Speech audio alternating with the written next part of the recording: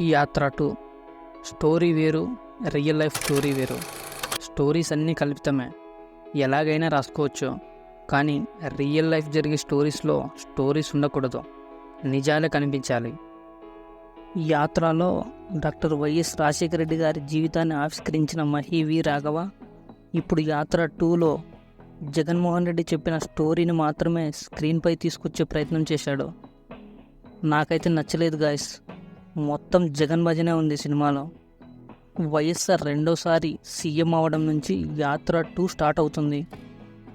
కాంగ్రెస్ పార్టీని ధిక్కరించి ముందుకెళ్ళడం, ఇదంతా చూస్తూ మేడం సోనియా రగిలిపోవడం, ఆ తర్వాత హెలికాప్టర్ యాక్సిడెంట్లో వైఎస్ఆర్ మరణించడం, ఇలా సీన్స్ ముందుకు సాగుతాయి. జగన్ కాంగ్రెస్ పార్టీకి రాజీనామా చేయడం, ఉప ఎన్నికల్లో గెలవడం, ఇలా స్టోరీలో ఫాస్ట్నెస్ పెరుగుతుంది. ఈ స్టోరీ గురించి వి రాఘవ ఎక్కువ కసరత్తు చేయాల్సిన పని లేదు. సాక్షి పేపర్లను ముందు పెట్టుకుని వాటిలో వచ్చిన వార్తల్ని, వండిన కథలను సీన్లుగా రాసుకుంటూ ముందుకెళ్ళిపోయాడు. ఎంత బయోపిక్ అయినా సినిమా వన్ సైడ్ వార్లా ఉండకూడదు, ఒక సైడే నిలబడి మాట్లాడకూడదు. చేసిన తప్పుల్ని కూడా చూపించగలిగే తెగింపు ఉండాలి. అవేం యాత్ర 2లో కనిపించలేదు. కేవలం జగన్ గ్లోరిఫై చేస్తూ వచ్చే ఎన్నికల్లో ఆ పార్టీకి ఉపయోగపడడానికి తయారు చేసిన ఒక కరపత్రంలా ఈ సినిమాని ఉపయోగించుకున్నారంతే.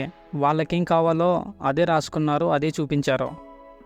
సినిమా మొత్తం తీసి మళ్ళీ జగన్ని చూపించి ఆయనకు ఇబ్బంది కలిగించే సన్నివేశాలని, క్యారెక్టర్స్ని మళ్ళీ ఎడిట్ చేసి చివరకు వదిలిన సినిమాలో కనిపించింది ఈ యాత్ర.